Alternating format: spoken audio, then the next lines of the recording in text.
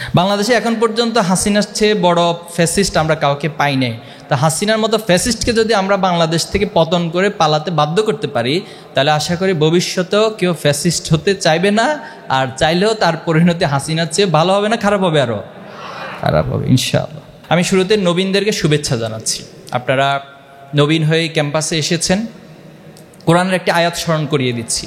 আল্লাহ তাআলা বলেছেন, ইয়া আইয়ুহাল্লাযীনা আমানুত্তাকুল্লাহ ওয়াল তানজুর নাফসুম মা কদ্দামাত লিগাদ, যে হে ঈমানদাররা, হে বিশ্বাসীরা, তোমরা আল্লাহকে ভয় করো এবং তোমরা ভবিষ্যতের জন্য, পরবর্তীর জন্য কি জমা করতেছ সেটা তোমরা ভাবো।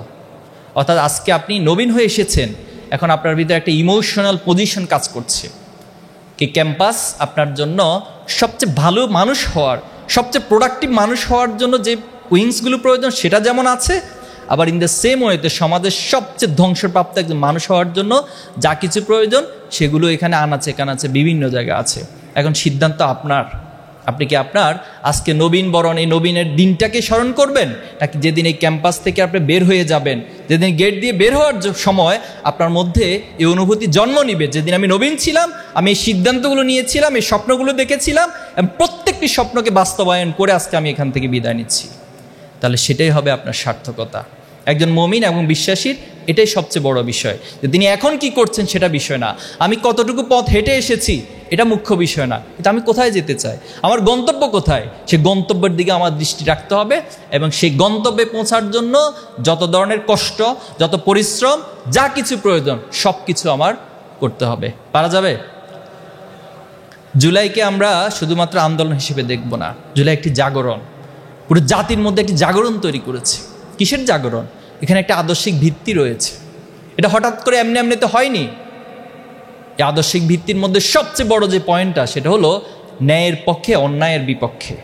আমি সবসময় ন্যায়ের পক্ষে থাকব, অন্যায়ের বিরুদ্ধে প্রতিবাদ করব। অন্যায়ের বিরুদ্ধে প্রতিবাদ করার ক্ষেত্রে আমি কোনো কার্পণ্য করব না। প্রয়োজনের জন্য আমার জীবন দিতে হয়, তাহলে আমরা আবু সাঈদের মতো দাঁড়িয়ে যাব, আমরা মুগ্ধের মতো, মানবতার মতো মানুষের পাশে দাঁড়িয়ে যাব। যদি এটা করতে পারি, তাহলে এটাই হচ্ছে আমার জীবনের সার্থকতা এবং আমি আমার পরবর্তী প্রজন্মের জন্য সুন্দর, সুবিমল, সমৃদ্ধ একটা বাংলাদেশ তৈরি করে যাওয়া। আমাদের এখানে ভিশনের মধ্যে লেখা আছে যে সমৃদ্ধ বাংলাদেশ গড়ার লক্ষ্যে সৎ, দক্ষ এবং দেশপ্রেমিক নাগরিক তৈরি করা। আজকে যদি আপনি দেশপ্রেমকে দেশ গড়ার মাধ্যম মনে করে থাকেন, তাহলে সেখানে সততা হবে আপনার পথ প্রদর্শক। সততা ব্যতীত আপনি এই মাধ্যমকে কোনোদিন তার সঠিক জায়গায় নিয়ে যেতে পারবেন না। আর সেখানে দক্ষতা হবে সেটার পূর্ণতা, সেটার পরিপূর্ণতা যদি দিতে চান, তাহলে আপনাকে অবশ্যই দক্ষ হতে হবে। তাহলে তিনটি জিনিসের কম্বিনেশন যদি করতে পারি, তাহলে আমাদের এই জুলাই আলটিমেটলি তার আদর্শিক জায়গায় পৌঁছতে পারবে এবং যে উদ্দেশ্যে আমাদের ভাইয়েরা, আমাদের বোনেরা, আমাদের মায়েরা, আমাদের বাবারা, ছোট ছোট বাচ্চারা জীবন দিয়েছে, তাদের সে জীবন, তাদের সে রক্তগুলো সার্থক হবে। আমরা পারবো ইনশাআল্লাহ। আল্লাহর কাছে শুকরিয়া আদায় করছি যে আজকের এই সুন্দর আয়োজনে আমরা সম্পৃক্ত হতে পেরেছি। আলহামদুলিল্লাহ। দুরূদ ও সালাম পেশ করছি আমাদের প্রিয় নবী হযরত মুহাম্মদ মুস্তাফা সাল্লাল্লাহু আলাইহি সাল্লামের প্রতি। শহীদদের শাহাদাতের মর্যাদা কামনা করছি, যারা আল্লাহর এই জমিনে ন্যায় এবং ইনসাফ প্রতিষ্ঠার জন্য, বিশেষ করে 2024 সালের জুলাই এবং আগস্টে শহীদ আবু সাঈদ, শহীদ মুগ্ধ, শান্ত, ওয়াসিম, আলী রায়হান সহ আমাদের যে সকল ভাইয়েরা জীবন দিয়ে আমাদেরকে একটি সমৃদ্ধ বাংলাদেশ গড়ার স্বপ্ন এঁকে দিয়েছেন, একটি বৈষম্যহীন সমৃদ্ধ বাংলাদেশ গড়ার জন্য এই প্রজন্মকে স্বপ্ন দেখিয়েছেন, আমরা আমাদের সেই শহীদদেরকে স্মরণ করছি, দোয়া করছি আল্লাহ যেন সবাইকে শাহাদাতের সর্বোচ্চ মর্যাদা দান করেন। আল্লাহুম্মা আমিন। আপনাদের বেশ কিছু প্রশ্ন এসেছে, আমি চেষ্টা করব যদি আল্লাহ তৌফিক দান করেন প্রশ্নগুলোর উত্তর দেওয়ার। রব্বি ইশরাহ লি সদরি ওয়া ইয়াসসির লি আমরি ওয়াহলুল উকদাতাম মিন লিসানি ইয়াফকাহু কওলি। একজন প্রশ্ন করেছেন যে শিবিরের সভাপতি, শিবিরের ক্রিয়েটিভিটি দেখে আমি সত্যি বিমোহিত, আমি একজন নারী শিক্ষার্থী, শিবির কি নারী শিক্ষার্থীদের জন্য তাদের সংগঠন উন্মুক্ত রেখেছে? আরেকটা প্রশ্ন করেছেন জুলাই নিয়ে, জুলাই কেন বিক্রি হতে দেওয়া হলো, ভারতীয় আধিপত্যবাদ কেন নির্মূল হলো না? প্রথমত হচ্ছে এই যে আজকের যে প্রোগ্রাম, এটি আমাদের নবীন বরণ প্রোগ্রাম। তো এখানে আলহামদুলিল্লাহ ছাত্র ভাইরা যেমন আছেন, ছাত্রী বোনেরাও আছেন। কমন ইস্যুতে আমাদের ছাত্রী বোনদের সাথে যে বিষয়গুলো ক্যাম্পাসে ডিল করতে হয়, সে জাতীয় কার্যক্রমে ছাত্রী বোনদের জন্য ছাত্র শিবিরের সকল ইস্যুগুলো ওপেন থাকে। তবে আমরা ইতিপূর্বেও বলেছি, যেহেতু বাংলাদেশের পোর্শনের দিক থেকে ছাত্রীদের সংখ্যা 50-50 টোটাল স্টুডেন্টের কমিউনিটির মধ্যে, কিন্তু মজার বিষয় হলো সায়েন্স রিলেটেড যে প্রতিষ্ঠানগুলো আছে, বিশেষ করে মেডিকেল, ইঞ্জিনিয়ারিং এবং কৃষি, এখানে কিন্তু পোর্শনটা ছাত্রদের চেয়েও ছাত্রীদের সংখ্যাটা বেশি। এটা আপনারা জানেন এই রেশিওগুলো। তো সে আলোকে যেখানে আমরা অপর দলগুলোর মধ্যে দেখি যে একটি ছাত্র সংগঠন কমিটি হচ্ছে, সেখানে 300 সদস্য কমিটি, তো 295 জন হলো ছাত্র বা ছেলে, আর 5 জনকে জাস্ট ব্যানারের সামনে রাখা হয় যাদেরকে ছাত্রী বা কোনো একটা পোস্ট দেওয়া হয়। এর দ্বারা ওনারা বলেন যে ওনারা নারীদের অধিকার রক্ষা করছেন, এমন একটা প্রেজেন্টেশন ওনারা দিয়ে থাকেন। কিন্তু ছাত্র শিবিরের জায়গা থেকে আমরা মনে করি যে ছাত্রদের যেভাবে প্ল্যাটফর্ম আছে, ছাত্রীদেরও আলাদা একটা প্ল্যাটফর্ম থাকা উচিত, এবং সেই প্ল্যাটফর্মের লিডারশিপ থেকে শুরু করে total mechanism, total decision, total গঠনতন্ত্র, কর্মসূচি ছাত্রী বোনরাই নিজেরা নিবে।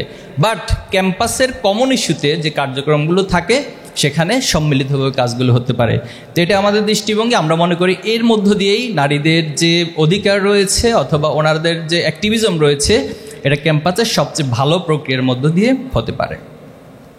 সেকেন্ড যে কোশ্চেনটা করেছেন যে জুলাই কেন বিক্রি হতে দেয়া হলো, এখন জুলাই বিক্রি হতে দেয়া হলো, এটা পুরোপুরি বিক্রি হয়ে গেছে বিষয়টা তা না। এটা সত্য যে একটি অংশ জুলাইকে নিয়ে, ঠিক আওয়ামী লীগ যেভাবে 71কে নিয়ে একটা বিজনেস ইন্ডাস্ট্রি তৈরি করেছে অথবা 71কে একটা চেতনার কার্ড বানিয়েছে, এই কার্ড দিয়ে প্রত্যেকটা জায়গায় তারা বিজনেস করে গিয়েছে, জুলাইকে নিয়ে এরকম একটা প্রবণতা অনেকের মাঝে লক্ষ্য করেছি।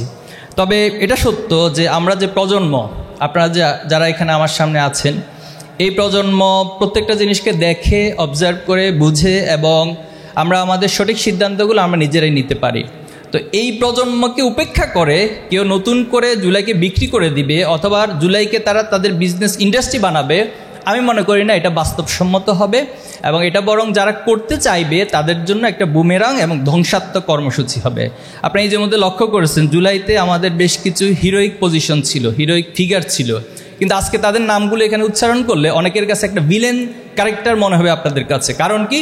কারণ হচ্ছে তারা জুলাইয়ের যে আকাঙ্ক্ষা ছিল, জুলাইয়ের যে স্পিরিট ছিল, সেটাকে ধরে রাখতে পারেনি, এবং যেভাবে করে জুলাইকে ডিল করার কথা ছিল সেটা তারা করতে পারেনি। তো এই জন্য জুলাইকে নিয়ে যারাই এ ধরনের নোংরা খেলা, নোংরা রাজনীতি করবে, আমরা মনে করি তারা এই জেনারেশনের কাছ থেকে এবং বাংলাদেশের মানুষের কাছ থেকে প্রত্যাখ্যাত হবে। ভারতীয় আধিপত্যবাদ নিয়ে কোশ্চেন করেছেন। ভারতীয় তাদের যে নেচার, এই নেচারটাই হচ্ছে তারা বাংলাদেশকে সবসময় একটা আধিপত্যবাদ, একটা হেজিমোনিক্যাল জায়গা থেকে বাংলাদেশকে তারা ডিল করেছে। তো পৃথিবীতে মনে হয় ভারতই একটা রাষ্ট্র যারা তাদের পার্শ্ববর্তী কোনো একটা রাষ্ট্রের সাথে ভালো সুসম্পর্ক তৈরি করতে পারে না বা ধরে রাখতে পারেনি। এটা সবচেয়ে বড় একটা ব্যর্থতা ভারতের, তাদের ফরেন পলিসির ব্যর্থতা। তো এই জন্য বাংলাদেশে তারা যে পলিসি 71 বা তার আগের থেকে নিয়েছে অথবা দীর্ঘদিন যাবৎ এখানে আমরা যেটা দেখেছি, এরপরে এখানে যারা নেতৃত্ব দিয়েছে তারা বলেছে যে ভারতকে আমরা এমনভাবে দিয়েছি যে তারা কোনোদিন সেটা ভুলবে না। এ জাতীয় অনেক ইস্যু ছিল। এরপর আমাদের আবরার ফাহাদ যে ফিগার, তার যে শাহাদাতের ঘটনা, সেখানেও তিনি আধিপত্যবাদের বিরুদ্ধে কথা বলেছেন, প্রতিবাদ করেছেন, এজন্য তাকে নির্মমভাবে হত্যা করা হয়েছে।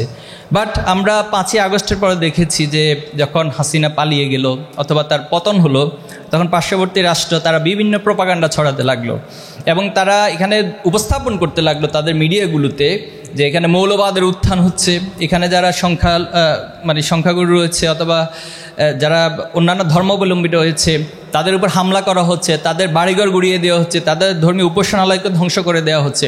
কিন্তু বাস্তবতা দেখলাম আমরা সম্পূর্ণ তার ভিন্ন। এবং এর মধ্য দিয়ে ভারত আমাদের দেখেছি যে বর্ডারগুলোতে একদম অস্থিরতা তৈরি করার চেষ্টা করা হয়েছে।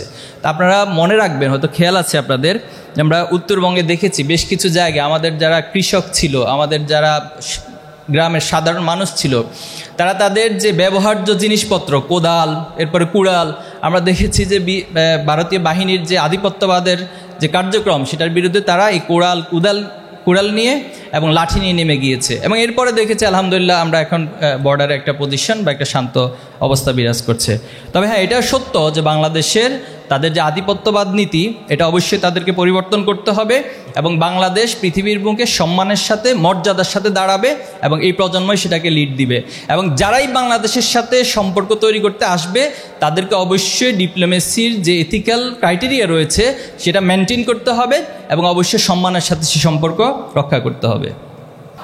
তাহলে আমার লাইনটা বলে শেষ করে, অনেকগুলো কথা ছিল, সব কথা আজকের জন্য স্টপ। ভবিষ্যতে যদি কোনোদিন দেখা হয় তখন বলবো ইনশাল্লাহ। লাইনটা হলো 30 সেকেন্ডের লাইন। আল্লাহ রাসূলুল্লাহ সাল্লাম বিদায় হজের ভাষণে তিনি একটি সবাইকে একটি ভাষণ দিয়েছিলেন, বক্তব্য দিয়ে তিনি সেখানে বলেছেন যে তোমাদের জন্য দুটো জিনিস কি রেখে যাচ্ছি, একটি হলো কিতাবুল্লাহ, একটি হলো সুন্নতে রাসূলুল্লাহ। যারা এই কোরআন এবং সুন্নাহকে আঁকড়ে ধরে থাকতে পারবে তারা কখনো বিচ্যুত হবে না। এই সমাজে আমাদের জন্য বিচ্যুত হওয়ার হাজারো রাস্তা রয়েছে নষ্ট করে দেওয়ার, কিন্তু আমরা যদি এই কোরআনকে উপলব্ধি করতে পারি, পৃথিবীর সর্বশ্রেষ্ঠ জ্ঞানের মাধ্যমকে যদি উপলব্ধি করতে পারি, সর্বশ্রেষ্ঠ মানুষের দেখানো মডেলকে যদি অনুসরণ করতে পারি, তাহলে আমরা বিশ্বাস করি আমরা শুধুমাত্র দুনিয়াতে সবচেয়ে সেরা মানুষ হব না, আমরা আখিরাতেও সেরা মানুষ হব। এজন্য আমাদের দোয়া হচ্ছে রব্বানা আতিনা ফিদ দুনিয়া হাসানা অফিল আখিরাতে হাসানা ওয়াকিনা আযাবান নার। আমরা দুনিয়াতেও শ্রেষ্ঠ হতে চাই, দুনিয়ার মানুষকে দেখাতে চাই যে আপনাদের এই সমস্ত নোংরামি, নষ্টামি, বদমাশি এগুলো চলবে না, বরং সততার মধ্য দিয়ে পৃথিবীতে টিকে থাকতে, পৃথিবীতে সততা প্রতিষ্ঠিত হবে। এজন্য দুনিয়াতে আমরা কল্যাণ অর্জন করব, সেরা হব, আবার অফিল আখিরাতে হাসানা ওয়াকিনা আযাবান নার। এবং এটাকে আল্লাহ তাআলা বলছেন ফাউজান আজিমান, ফাউজান কাবীরান, সবচেয়ে বড় সফলতা। আল্লাহ আমাদের সবাইকে কবুল করুক, আমিন। আপনাদের সবাইকে অনেক অনেক ধন্যবাদ। আসসালামু আলাইকুম ওয়া রাহমাতুল্লাহ।